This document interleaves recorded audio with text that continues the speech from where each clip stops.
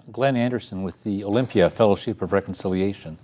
This TV series explores a variety of issues that relate to peace, social justice, and nonviolent social change. This month, we'll learn a lot more about what's happening in Iraq. We'll explore specifically nonviolent ways of addressing the problems and moving ahead toward peace and toward a richer sense of humanity. We have two guests who can discuss Iraq and nonviolence like nobody else I know. We have Bert Sacks and Kathy Kelly. I've known and respected Bert for quite a number of years, since the 90s. He's been a guest on this TV program several times. Bert has gone to Iraq a number of times to work for peace and human well-being. After the U.S. government fined him for bringing humanitarian supplies to Iraq in violation of the economic sanctions, Bert turned around and sued the U.S. government about the illegal war. He brings a vast knowledge of Iraq to this program and a compassionate perspective that our society just desperately needs. It's good to have you here, Bert. Thank you, Glenn. And Kathy Kelly has extensive first-hand experience performing peaceful and humanitarian work in Iraq and elsewhere in the Middle East. She's respected around the world for this work. She co-founded Voices for Creative Nonviolence. Recently, she's been coordinating the Season of Discontent, a presidential occupation project, which is a civil disobedience campaign that calls upon presidential candidates to commit to withdrawing all U.S. troops from Iraq within 100 days of taking office. Kathy, it's great to have you in Olympia and here on the program. Thank you, Glenn. The previous Gulf War started in 1991, and some of the viewers might not remember what was going on, what that was all about.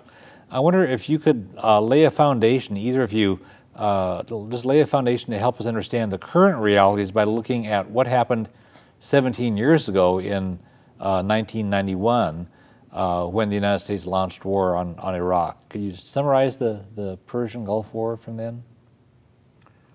Well, people will remember, I think, that Iraq had invaded Kuwait, and the U.S. went to the United Nations Security Council to get authorization to use military force to remove Iraq from Kuwait.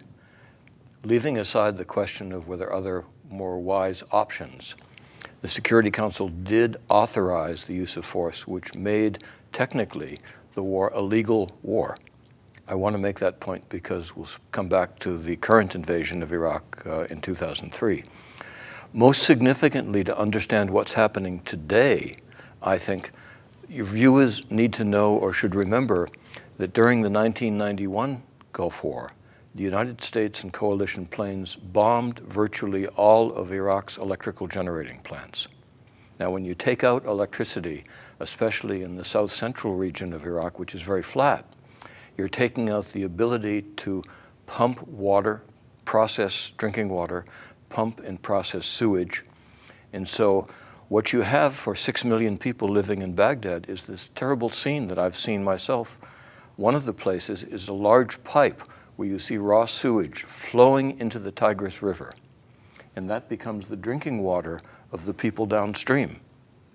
And it sets up a cycle of waterborne disease, cholera, typhoid, dysentery, diarrhea, that has affected the population of Iraq, especially the most vulnerable, the children under 1 year and 5 years of age, who are dying in numbers.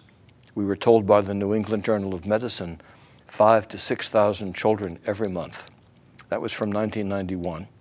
And we maintained the conditions by maintaining, reimposing economic sanctions on the country, so it had no way to repair these systems for the next 12 years.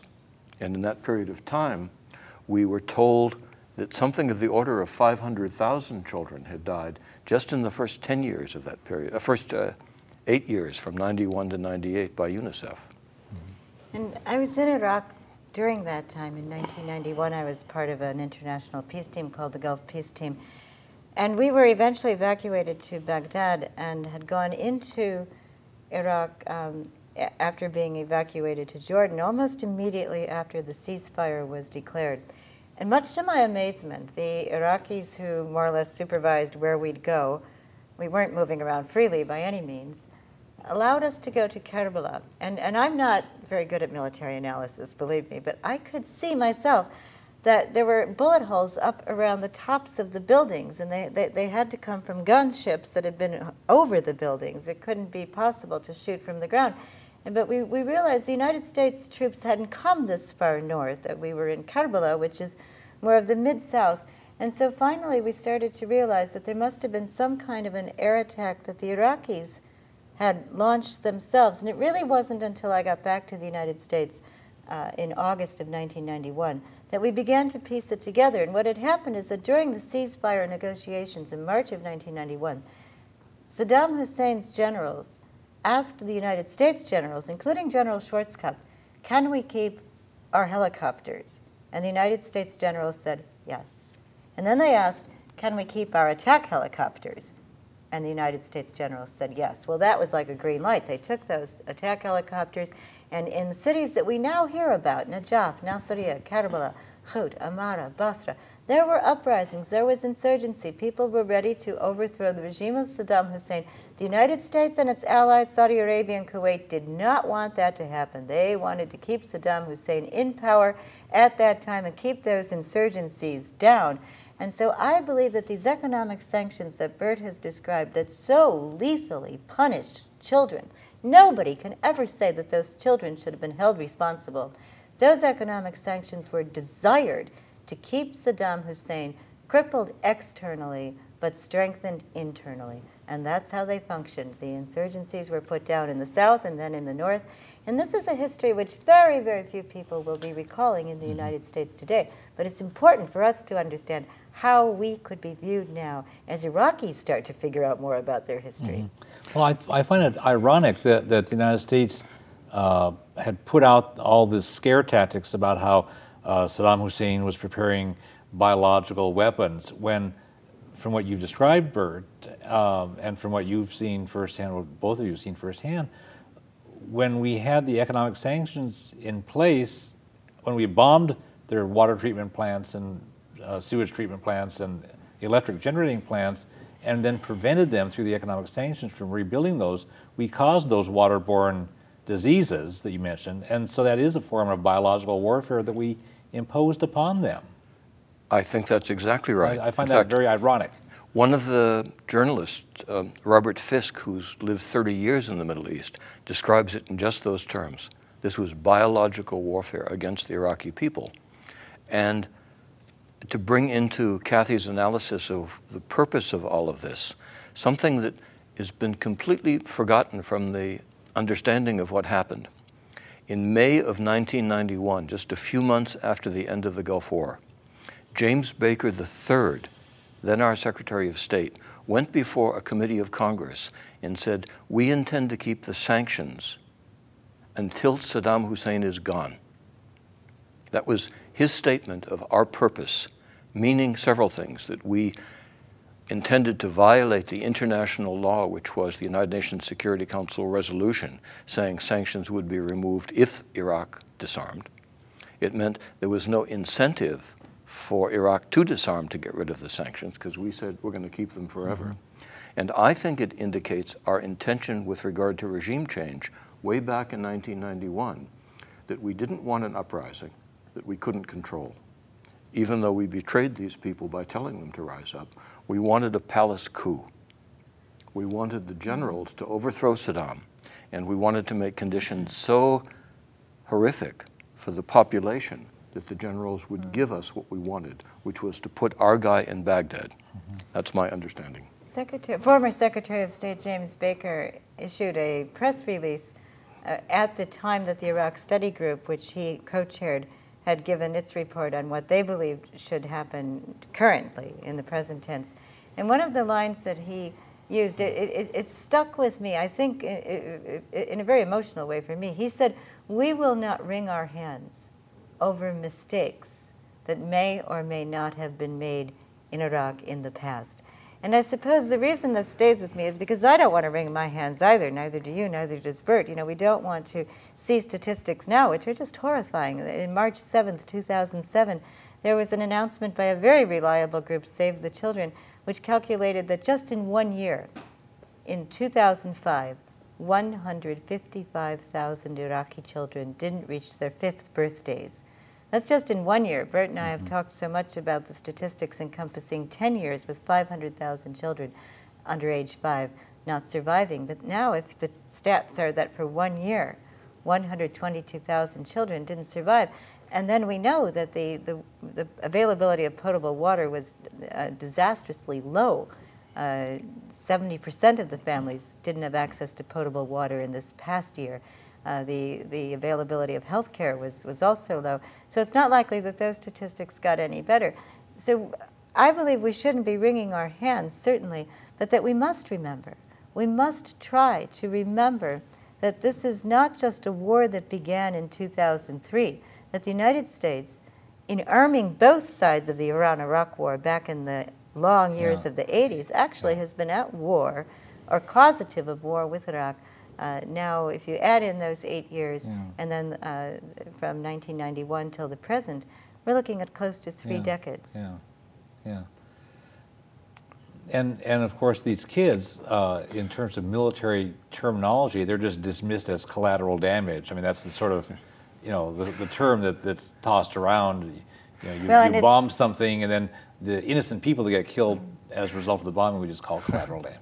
I think it's actually even more than that, that it's not collateral in the sense of something not intended or expected. There are Pentagon bombing planners that were quoted in the Washington Post in June, just before the 4th of July in 1991. And John Warden III, who was described as the architect of the Gulf War, who had determined that if we took out all of these electrical plants, it would give us, quote, long-term leverage. And another planner is saying, quote, we knew what it would do to the water and sewage. What were we trying to do with the sanctions? Help the Iraqi people? This was to, quote, accelerate the effect of the sanctions, knowing what they would do to water and sewage. Those are things that stay with me over all of these years when we're hearing there's virtually, the majority of people in Iraq, 70, 80%, don't have safe drinking water today. And it used to be one of the most highly developed, modern, industrial, well-educated nations in that region with really excellent health care, and I mean, it was a very advanced nation. I've often heard people say, you know, we don't want to drink our oil.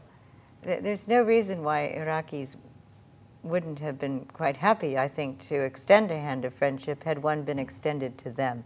And even under economic sanctions, we were quite surprised at how many people that we would meet, or ordinary average people, would have a quite positive image of people in the United States. They loved the fact that we were a nation of engineers. They historically probably appreciated the idea that the United States had kicked an occupying nation, Britain, out of its country and then got off to a start that had flourished so much. People who had relatives who'd come over to the United States realized that their relatives, you know, lived quite well over here. So there I think was a readiness to try to interact with the United States, maybe even give preference to the United States over other countries. But I don't know how long we could count on that now. I mean, I sometimes think that the acronym PTSD, if you're thinking in terms of Iraqis, should be perpetual traumatic stress syndrome. I'm amazed that we don't see more instances of people behaving in either criminal or completely insane ways when you think of just how much tension and pressure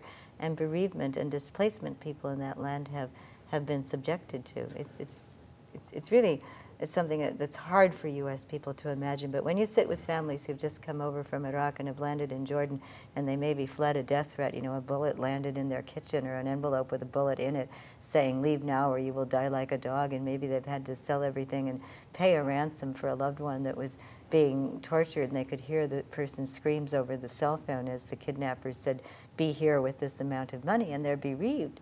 And people are hopeful that maybe now, as they're in Jordan seeking to become refugees elsewhere, the United States would be compassionate, especially if they worked with the U.S. as translators and opened the doors. But you know, Sweden admitted 40,000 people from Iraq into Sweden, 20,000 of them just in the year 2007 alone. And the United States, in December of 2007, even though it said it would bring in 7,000 people, I believe had admitted 246 as resettled refugees in December, and prior to that, somewhere in the vicinity of 700. So we haven't come anywhere close to meeting the needs. There are 750,000 Iraqis in Jordan and 1.5 million in Syria. Yeah, and about 4 million displaced one way or another, many 2.2 million within Iraq. Elsewhere in Iraq. Both of you were doing a lot of very creative work non-violently related to the sanctions, and I wonder if either of you could launch off into some of the things that you were doing creatively and non-violently to counter the sanctions. Well, I have one story connected with the media. Okay. This happened right after the WTO protests in Seattle. In '99. A lot of us felt that the media was inordinately focusing on the 50 people that broke windows and not on the 50,000 people that had come to protest the policies of the WTO. So I thought, what can I do? What can we do focusing the next anniversary of the Gulf War in January? I said, I went down to the U.S. Federal Building in Seattle, and I spoke to the manager of the building security, and I said to him, we'd like to come down on this date coming up next week, and we want to break windows. But because we're committed to nonviolence, we'll bring our own windows. And he said, fine, as long as you clean up. And it was a clever and nonviolent way of getting a story out. And because it made the point, certainly implicitly, that we're saying, look, we have an issue here. Do we really have to break windows to get your attention? And we had a big garbage can, and we had windows, and we broke them. And it was very powerful, actually. Every 6 minutes, we broke another window, which was marking the death of another Iraqi child. But we have, I think, a media that is really failing us. And I think one of the important lessons for people to realize is if they really want to know what's going on in the Middle East, even in this country, if they tune into the mainstream media, there'll be an awful lot in the conventional wisdom will be awfully off base. And so they need to look to programs like this, alternative radio, alternative TV programs, and the internet to find other sources, to hear the things they need to hear. And at the same time, we need to remember the people who are the editors and journalists are humans too, and we need to try and empathize with their predicament. I know some of them would like to get stories out, but feel their editors back, sometimes thousands of miles away, have no understanding of what's going on and don't want to put out a story that is in some way controversial or going against the conventional story. And that happened a lot when the United States was intervening militarily in Central America, El Salvador, Nicaragua and stuff. There were journalists down there who knew what was going on, and they wrote about it, and the editors back home in New York or other places said, I'm not going to print this. This doesn't coincide with the government policy, and people won't get it, you know, or I don't dare stick my neck out by publishing what you're telling me is really happening, because then I will look like a wacko as an editor if I put out something, you know. And there were quite a number of cases of that out of Latin America, and it still continues. So we do need alternative sources. If I could read a quote, I just discovered this. This is from Time magazine, and not recently. This is Time magazine right after Martin Luther King made his very famous Beyond Vietnam speech at Riverside Church. It's often read, and it's a wonderful speech. It's so relevant today. Yeah, from April 4 of 1967 was exactly. When he did. 1 year to the day before he was killed. Yes. And Time magazine called the speech, quote, demagogic slander that sounded like a script for Radio Hanoi. That's Time magazine speaking of Martin Luther King's speech about Vietnam. And Washington Post declared that King had, quote, diminished his usefulness to his cause, his country, and his people. Well, who was prescient, who was wise, who was telling us the situation truthfully, correctly? Dr. King or Time Magazine and the Washington Post? I think we need, one of the important meta lessons is people should be looking to other sources for other points of view besides what's offered to us in the media, in the mass media. Yeah, Democracy Now! Is a wonderful source on the radio, and it airs on this TV station. On the Olympia Forest website, I posted, if you want to click on a tab near the top of the homepage, there's a thing about Iraq alternative information sources, and there's a wonderful listing that I had compiled of things that organizations and publications that people may not otherwise know about. But yeah, you have to dig for it. But it's there. We put right at the top of our website, just because it's an example of something. I actually brought it to Baghdad, where I met with a journalist for the Wall Street Journal. He eventually did a story. I don't know if you're aware of me on the front page. It wasn't a great story, but he said, I'm pretty sure he said to me, Hugh Pope, that I have a dozen editors back in the United States who've never been to the Middle East, and they're the ones who are judging my stories and what I can say. And I think he was more sympathetic than the story indicated. But I wanted to say on our website is just one fact, which is one of my telling facts. In 1999, UNICEF reported 500,000 children would be alive if the declining mortality rate in Iraq had continued in 1990. It's 500,000 children. Well, I went to LexisNexis and did a search of the major newspapers in the country. Of the top 50 papers in the country, only 2 of them reported that statistic. That's stunning. And the 3 major networks, in the 90 days following that people checked the transcripts, never said a word about it. A report of 500,000 children who died, and we didn't consider that an important story. Of course it was important, but it was an inconvenient truth. Right. And we didn't report it. Okay. You did some great work with humanitarian supplies to violate the sanctions, and then you've had interactions with the U.S. government around that.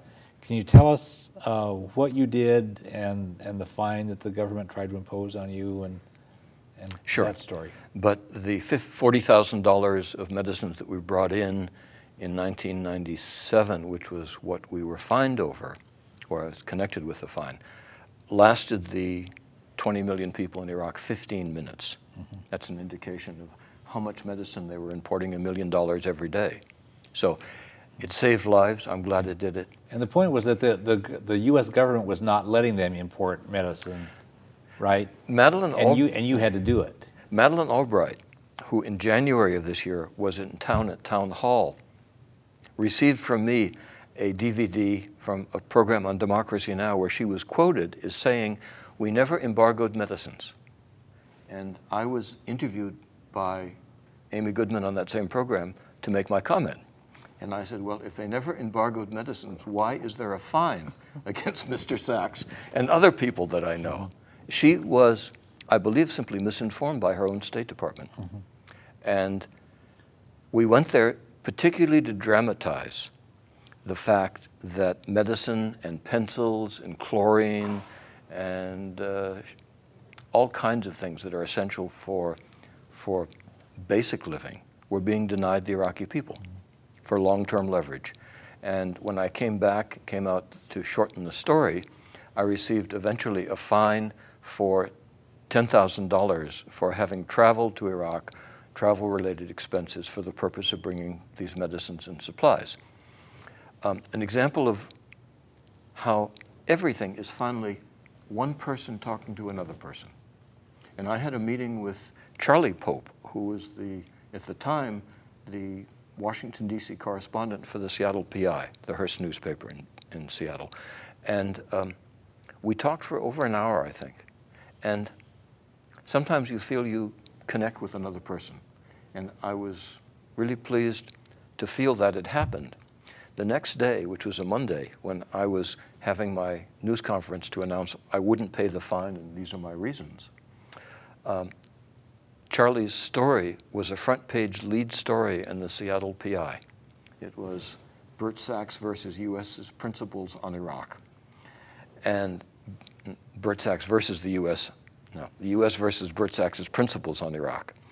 And that garnered a good amount of media attention.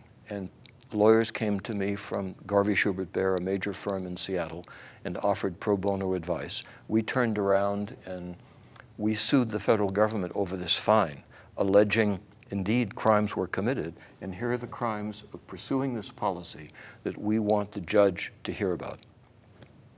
And when you try and do something, I think, with as much clarity as you can bring and good intentions, even if things don't work the way you'd like them to, things come out of it that are very significant. Well, that's one of the lessons of nonviolence, is clarity and good intentions, and things will yeah. Go ahead. So this is what came out of it for me from the ruling of the district judge in Seattle. There are a number of things. It's a 10-page ruling. But one of the crimes that we said, when you begin to imagine this magnitude of deaths, and we are calling genocide in Africa, in Rwanda, I think, and other places, genocide, when it's fewer deaths of all kinds of people rather than 500,000 of just children. And we contended that this had come to constitute genocide.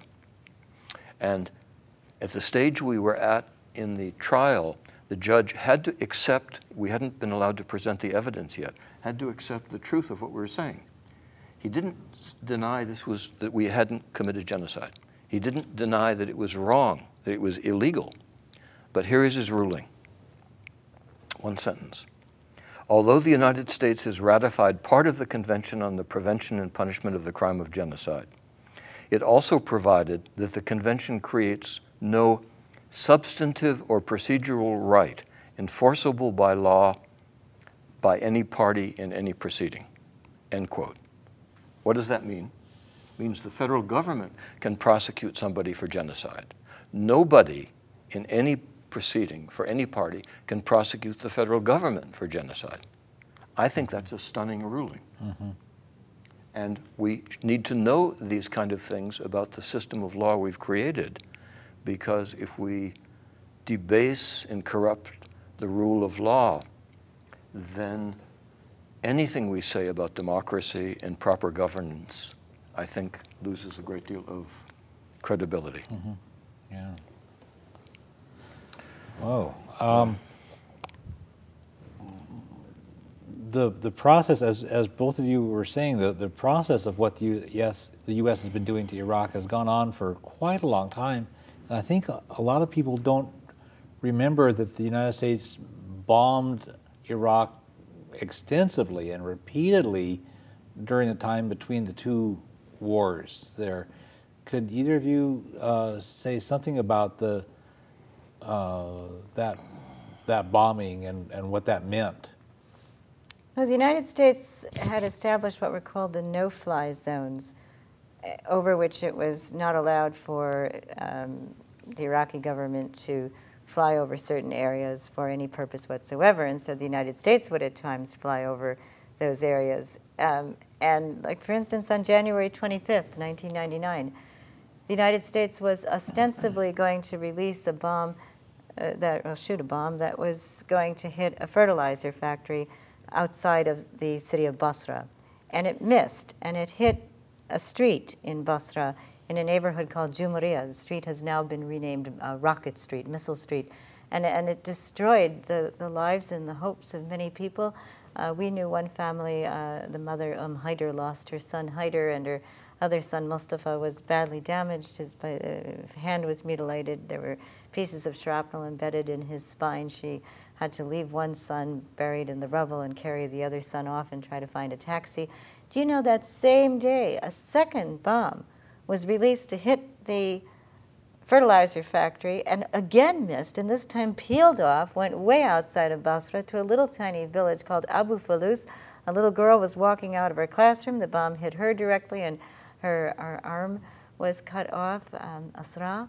You know, this kind of story was repeated again and again. We went to one village where a little boy, Omran, was a shepherd, and he'd become decapitated. We went to villages where people would hand us parts of cluster bombs that had fallen near, used tire shops outside of a car repair factory. There were so many people that, you could say were subjected to terrorist acts under the no-fly bombing. And Hans von Spoenig, the former humanitarian coordinator in Iraq who followed Dennis Halliday in resigning from his position, saying he could no longer sustain what he believed were such violations of international law and the United Nations Charter, would actually go to some of these sites and interview the people who were just reeling from the fear of having been hit by these massive bombs in their civilian areas. But again, it was very, very difficult to call attention to what was happening. I remember at one point, we just determined that we would get an old school bus and go cross-country. We called it the Remembering Omran bus tour, and we literally had pictures of Omran plastered on the side of the bus and went back and forth to different small towns all across the country. We believed that if United States people knew, if they knew how the United States policies were punishing innocent people, punishing them to death, particularly children, that these policies wouldn't have withstood the light of day. I think, though, that it's fair to also say that to some extent people in the United States don't want to know. I don't want to be shrill, Glenn, and I know that your listeners, those who are viewing this show, probably are thinking, well, I want to know, I'm watching this show. But I sometimes think that our understanding of nonviolence should be expanded to at least include living more simply, sharing our resources, preferring service to dominance. Because if we know that it's our lifestyles, the support and the maintenance, the defense, if you will, of our lifestyles practically requires that we take other people's resources at cut-rate prices and we keep other people subjugated as though they're not equal to us. And that's what we want to get across to other people, that, if we want security in this country, treat other people fairly.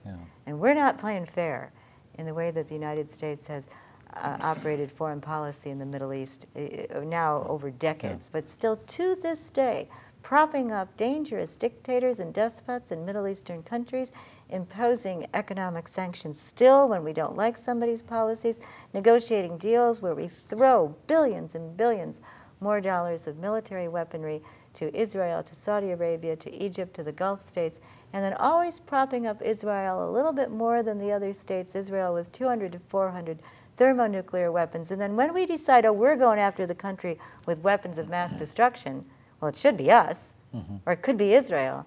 But we went after Iraq, and we've now unleashed wreckage and destruction and barbarity such that people in that country wonder, will they ever recover? The no-fly zone, what legal authority is there for, for the United States? My understanding is that the United States just said to Iraq, you can't fly over these parts of your country, that northern part and that southern part. But if Turkey wanted to do a bombing raid, the United States decided not to patrol that day. That's right. Yeah, we let Turkey do that. But what would would the United States let some other country tell us that you can't fly U.S. government airplanes over, say, the western third or the eastern third of our country? But somehow we do that to other countries. This is interesting because, to my mind, it points out the relationship between law, international law, and the principle of nonviolence underlying all the things that Kathy has just described, which is, to my mind, it is cultivating the principle of empathy with the other. And if we had empathy with the people of Iraq, and if we had empathy with the people that look at our policies and say, we need to be consistent in what we do, that would generate in us a policy that would be fairer, more just, and then there'd be more agreement with our policies regarding international law, because you're pointing out that there is no basis in international law for the United States simply to decide we're going to declare these zones an area where the sovereign country of Iraq can't fly. That was a post-end of the Gulf War decision by the United States. And then we would say, by what right, legally, do we have to decide we're going to invade and occupy another country? the invasion of Iraq, if we talk about law, is without question a violation of international law. We are the ones who established the Nuremberg Principles and the Charter of the United Nations. And those are laws done to, quote, end the scourge of war in the preamble of the United Nations Charter. And yet we went to the United Nations. They did not grant us authority to invade Iraq, and yet we did it anyhow. Yeah, for the current war. In 2003. Yeah, they said no. So, but we don't, somehow the stuff kind of slips through the media, and the media all during those Clinton years kept saying no-fly zone, we're doing this to enforce the no-fly zone, and they never said the no-fly zone is a bogus and arrogant concept that the United States just created out of nothing, the United States and Britain, and we do the current war on Iraq, even though the UN had said no, we're not giving authority for this. But the stuff never gets questioned in the media. It just sort of gets laid out as a given, and you're not supposed to ask questions about it.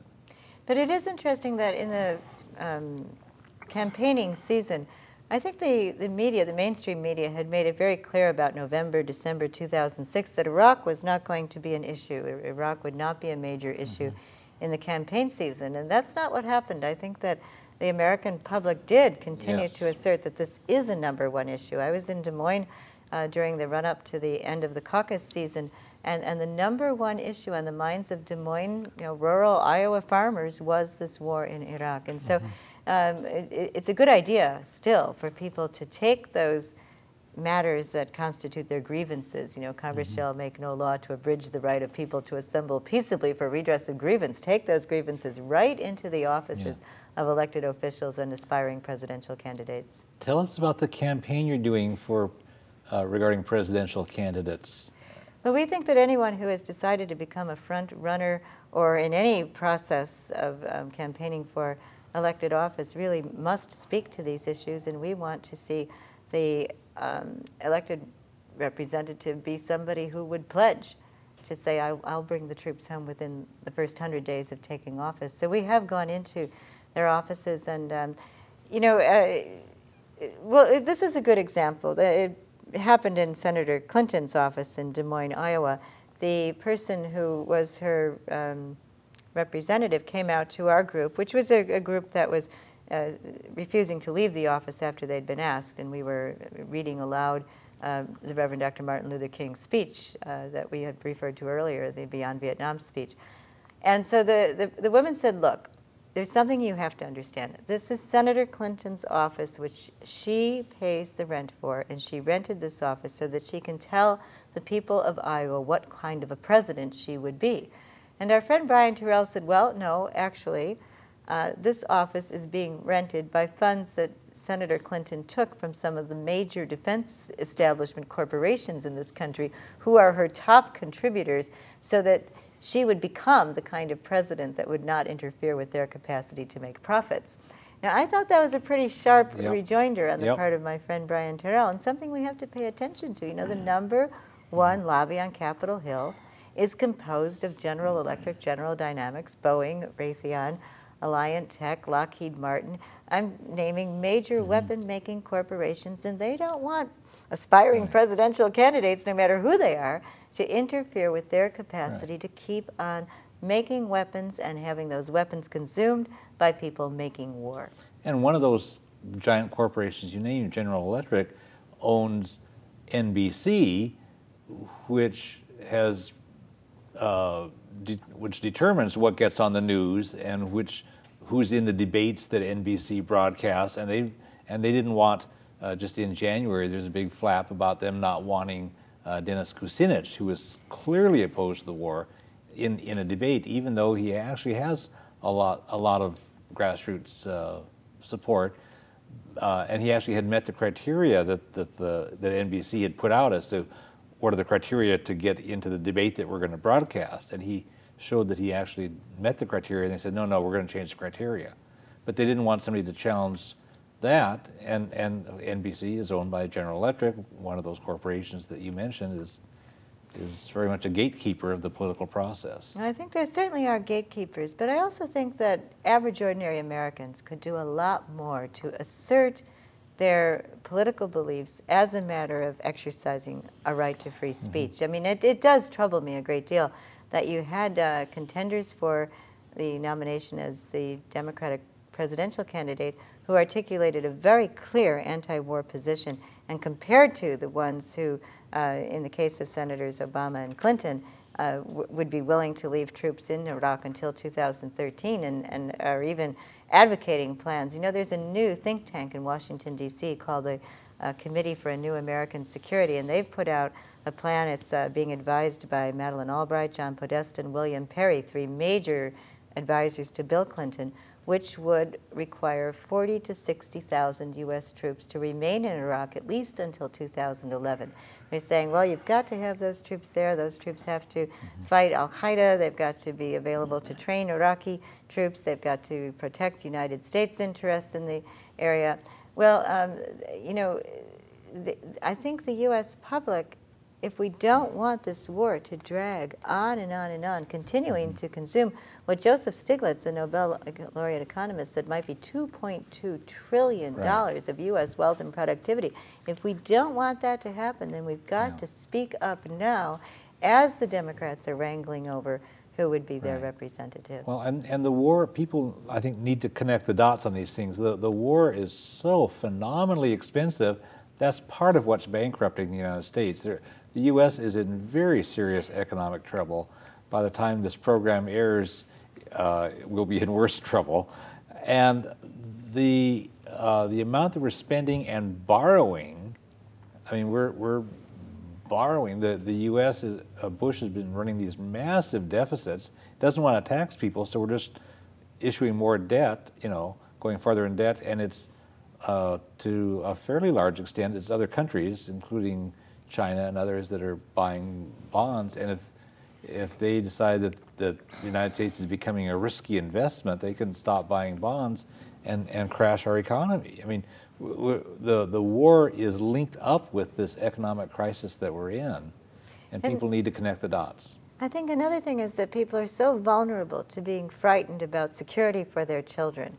But do we really think that the United States policies that so afflict other people in other countries are going to create security for us? Why not have the kind of approach that Bert is recommending govern our foreign policy such that people would love us all around the world? They say, yeah, these are people who empathize with us and our concerns, or these are people who really want to share their proficiency with getting water purification systems installed. These are people that want to share health care. I mean, Cuba, a tiny country that the United States accuses of having been run under a dictatorship for many decades, Cuba actually does manage to do that. You find Cuban doctors in places of squalor or great need all over the world. You find the Cuban water specialists helping people learn how to treat their water. I mean, that would be so easy for people to have the United States as a country we could be truly proud of. But I think at the moment we really are increasingly being regarded as an imperial menace. I didn't used to use the word imperialism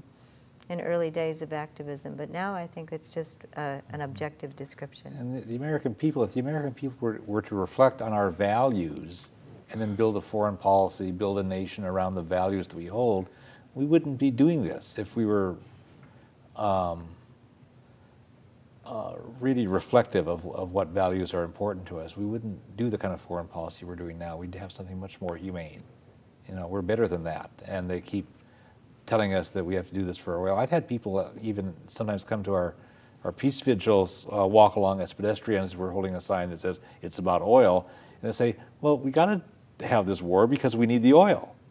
You know, there are a few people who are fixated on that, and you a few minutes ago we're talking about our lifestyles are a part of this calculation. So I mean, there are some people there, but overall, I think people have a much better set of values. I guess we could go back and forth trying to decide what the values of 300 million people are in the country. I have a neighbor, this is connected with nonviolence, and last summer after a Veterans for Peace conference, and I was in a particularly good mood, and I walked by, and he had some children playing out front, and I started to play with they kicked the ball to me, and I kicked it back, and I started to talk to him. And he said to me, because I was so open to him about what a wonderful event I'd been to just the day before, he said to me with quite a degree of honesty, he said, "I'm for the war. I like my standard of living." And well, it was a challenge to me. I was grateful to him for being so honest about it, because I think there are a number of people that believe that but wouldn't articulate it, even to themselves perhaps. And B, it was a challenge to me to try and apply the principles of nonviolence we talk about, because nonviolence means, in terms of what actions you take, as best I understand it, that whatever actions you take, you don't put the person out of your heart. You don't stop your kindness or your empathy with that person. And you choose the action that you take based on that and based on the empathy for all the other people who are living on the planet. Doesn't mean you don't say anything or do anything or you concur. So every time I walk by his house now, I pretty much have this challenge that he's unwittingly or unknowingly perhaps given to me. But I think if you look at the converse of that, what we have done that we talked about earlier, the deaths of so many hundreds of thousands of children, which whatever share of that you want to attribute to the bombing of the electrical plants and the sanctions, whatever you want to say, we certainly have significant responsibility for many of those deaths. And the 100 million Arabs that live in the region and the 1.2 billion Muslims in the world are much more aware of that than we are. Okay. That said, what allowed us to do it? It was not empathy for, but demonization of one man, Saddam Hussein. And all we did is we listed all of the bad things, many of which he had done already when we were his buddy and were supporting him. And we demonized one man and said, he's like Adolf Hitler and we have to do this to control him. And what we did has led us to where we are today. So I think this is a profound challenge, whatever action you take, to try and practice that root of nonviolence that Gandhi spoke about and Dr. King spoke about, that you look out and you work to change that image of the enemy that you have so that you can be more effective and not maintain the cycle of violence, which you see we are so doing by relying on our military force. Going back, if I would point to one other example, in 1953, going back to the overthrow of the democratically elected leader of Iran, Mohammad Mossadegh, which Stephen Kinzer called, quote, the roots of Middle East terrorism. Yes. Well, you know, your analysis about Saddam Hussein as that demon he's a Hitler, he did this and this and this and blah, blah, blah, blah. One of the principles of nonviolence, I think, would be to be skeptical when somebody is trying to give us a demon. You know, if somebody tries to rally hate, or I mean, in 1984, they had the people conditioned, you know, in the book, 1984, they had people conditioned to vent their hatred on that one guy. Sure. And we have a system that offers up demons now and then and says, vent your hatred on that guy. And we need to learn to be suspicious of that. That's right. But for many of your listeners in the program, I think it's necessary to say that includes us. Yes. And so we can't demonize George Bush or Cheney, Dick Cheney right, or whoever we like. Yeah. We may, if we want to be successful in opposing them, that's right, we should not demonize them. Right. It's okay to impeach them. That's the rule of law. That's what the Constitution spells out as the nonviolent remedy. Yes. I mean, there are nations where if you have out-of-control leaders, people have to have a violent coup to get rid of them. Here, our Constitution has impeachment as a nonviolent, lawful, constitutional remedy. It's the constitutional solution. And it's not a matter of saying, let's, I mean, so that's a different thing. But when people want to demonize them, the impeachment movement says, no, that's not what it's about. Let's you fix the problem in that lawful way. But as we look at the presidential election year, there are people who are just like counting down the days until those guys are gone. But we have a bipartisan foreign policy in this country, and we've talked about that during the program. Look at all the things that happened during the Clinton era. You know, we have a bipartisan foreign policy, and the front runners that have been nominated by the news media for us to consider, of both parties would basically carry on the same policy. All of them would basically carry on the same policy of empire. And so we need to challenge the policy and reflect on our values. And actually, one of the means to accomplish that, I think, is for all of us to slow down, to seriously slow down and take more time to think about where our lives are going, you know, use our leisure time to think together about what kind of lives we want to really design. Because, I mean, the greatest terror that we all face, but I think most particularly the young people and children that they would bring into the world, will be the terror of what's happening to our environment, using up available fossil fuels, global warming, the water scarcity, weapon proliferation. So it seems that these are things that we can't point the finger at bad guys without you know, holding up the mirror and asking ourselves some good questions. Yeah.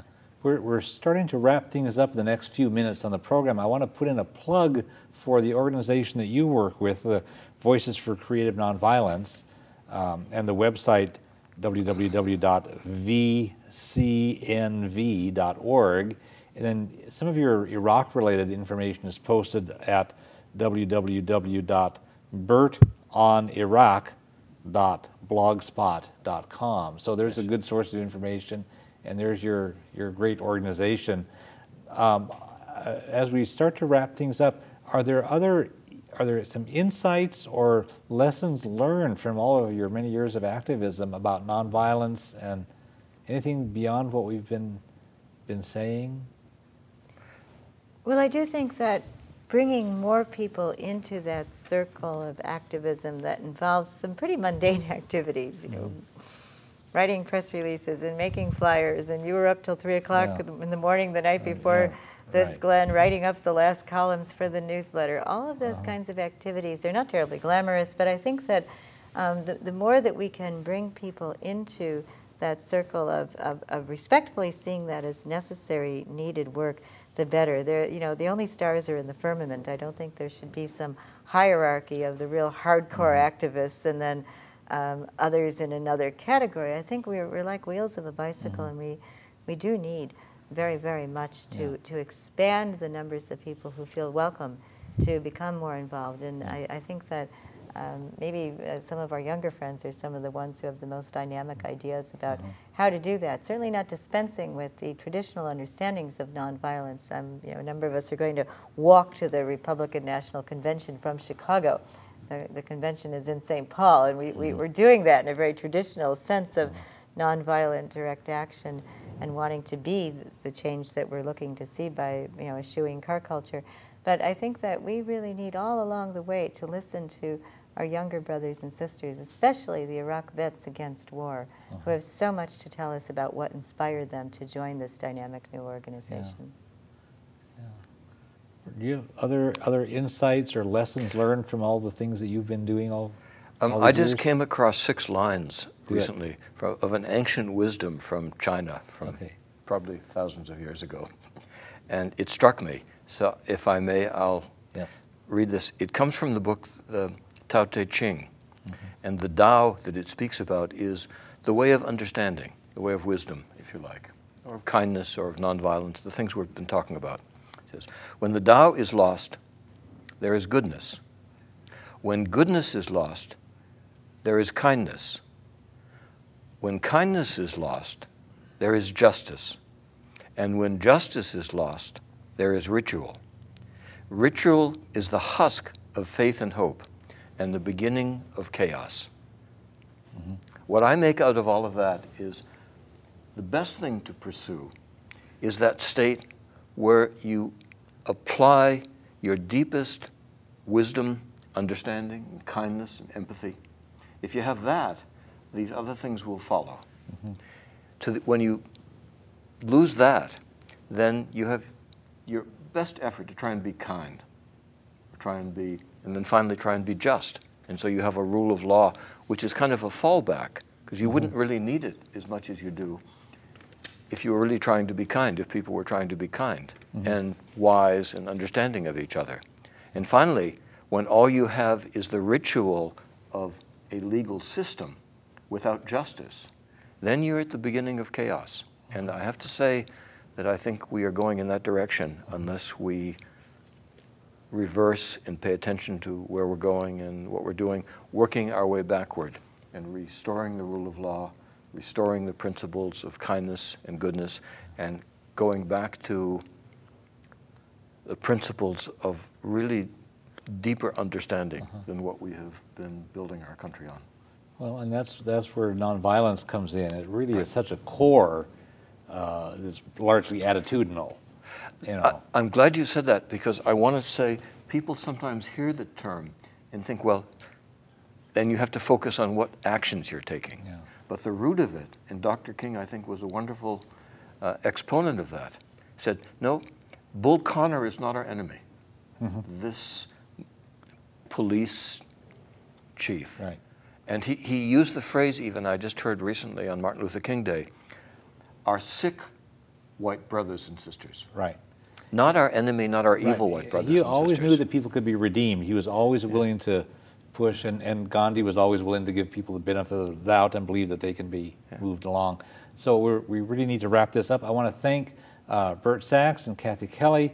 Bert has great information about Iraq posted at www.bertoniraq.blogspot.com, and Kathy Kelly is working with the organization Voices for Creative Nonviolence at www.vcnv.org. I want to thank Bert and Kathy. I want to thank all the folks who've been watching. You can also contact the Olympia Fellowship of Reconciliation for a lot of information and referrals related to these and other topics. We're all one human family. We all share one planet. We can make the world a better place, but we all have to do our part, and the world needs what you have to offer. Thanks.